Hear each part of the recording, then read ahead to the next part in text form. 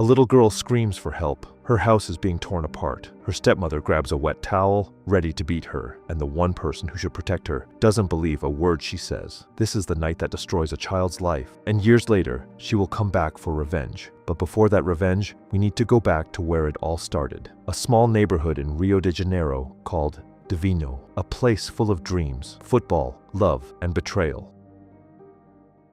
In the suburb of Rio de Janeiro, the whole neighborhood of Divino is buzzing with excitement. Tonight is the championship final, and their local hero, football player named Jorge Tufao, is about to play the biggest game of his life. Tufao grew up right here in these streets. The people of Divino raised him.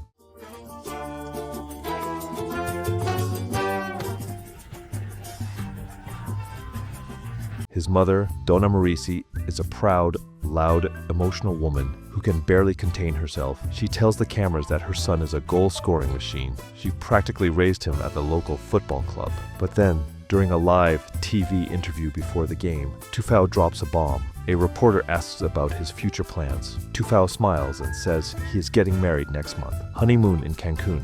Everything is already planned. Across town, a woman named Mona Lisa is working at a hair salon. She hears the interview on TV. She is Tufao's girlfriend. They have been together for 2 years, and she had no idea about any wedding. Her friend at the salon warns her not to get her hopes up. Men like Tufao always trade up for a younger, blonder woman. Mona Lisa is devastated. She found out she was dumped on live television. But then, something unexpected happens. A local announcer starts calling her name over the neighborhood speakers. He is asking for Mona Lisa Barbosa da Silva to come outside immediately. She thinks it is a cruel joke. People are laughing at her pain. She storms out, angry and humiliated, and standing right there in front of the whole neighborhood is Tufao himself. He ran away from the team's concentration before the big game just to come here. He is holding a ring. He gets down and asks her to marry him. The whole crowd goes silent. Mona Lisa can't believe it. She thought he was leaving her for another woman. She is crying, shaking.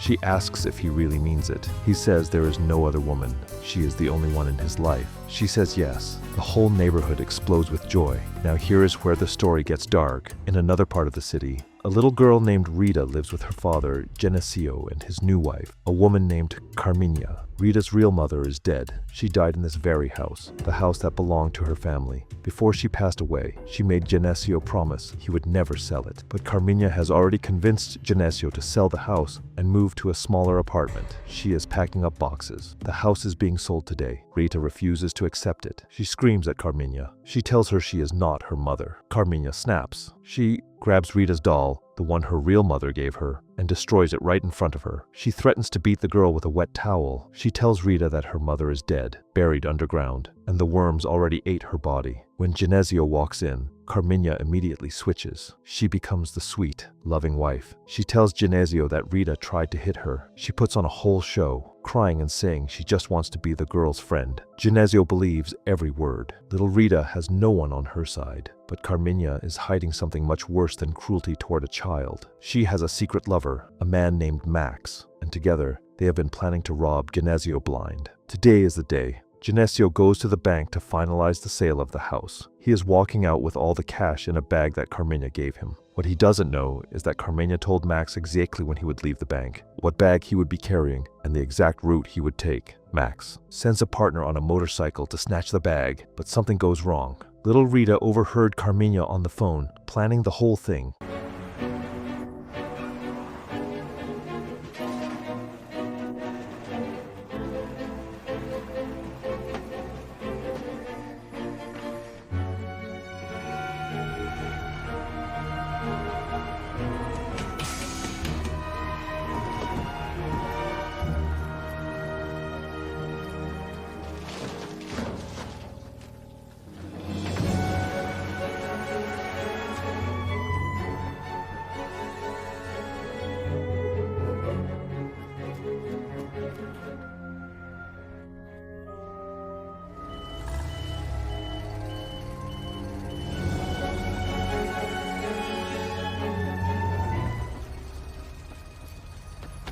She ran to the bank and warned her father just in time. Genesio, for the first time, listens to his daughter. He switches the money out of the bag and fills it with chopped paper instead. When the motorcycle thief grabs the bag, there is nothing inside. The robbery fails. Genesio comes home and lies to Carmina. He tells her he was robbed and all the money is gone. He looks broken. He calls himself an idiot, a fool. Carmina plays her part perfectly. She hugs him. She says they will be fine. She says they will work hard together. She is the perfect wife. But then Genesio goes to Rita's room. He kneels in front of his daughter and tells her the truth. He believes her now. Everything she said about Carmina was true. She saved him. She saved their family. He calls her his guardian angel. He tells her the money is safe, hidden in a black plastic bag inside the kitchen cabinet behind some cans.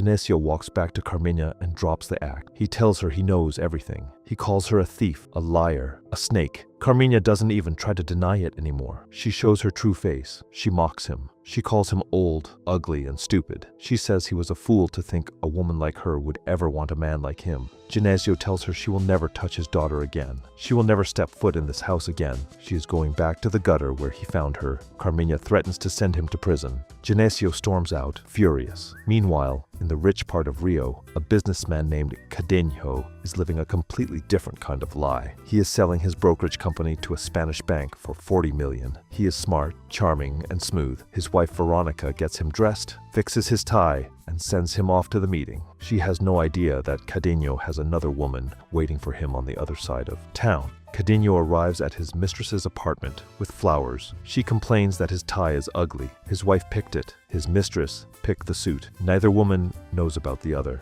After closing the $40 million deal, Cadeno sends a message to meet his wife at a fancy restaurant to celebrate. But his assistant asks the question everyone around Cadeno is thinking, which wife? Because both women get the same invitation to the same restaurant at the same time. A disaster waiting to happen.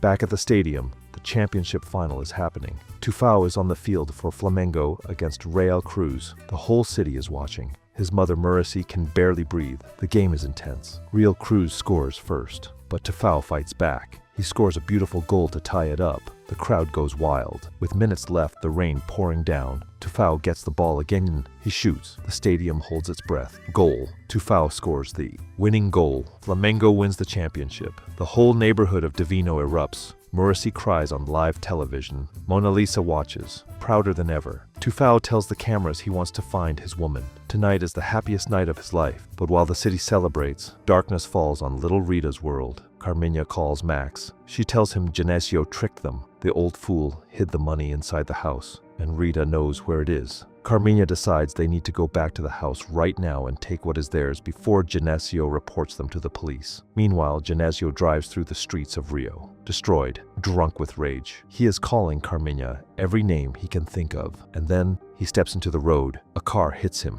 A stranger rushes out. Genesio is dying on the pavement. With his last breaths, he begs the stranger to take care of his daughter. He gives her name, Carmen Lucia Moreira de Sousa. He is confused, fading. The stranger promises to protect her. He says he has money. He will take care of everything. But Genesio never said the right name. He said Carmen Lucia, which is Carmina's full name, not Rita's. And back at the house, little Rita is all alone. Her father told her to lock the doors and not open them for anyone. The money is hidden in the kitchen, and Carmina and Max are on their way. This one single night sets everything in motion. A football star rises, a con woman is exposed, and a little girl is about to lose everything she has left. What happens to Rita next will change every single character's life in this story. And trust me, you are not ready for what comes next.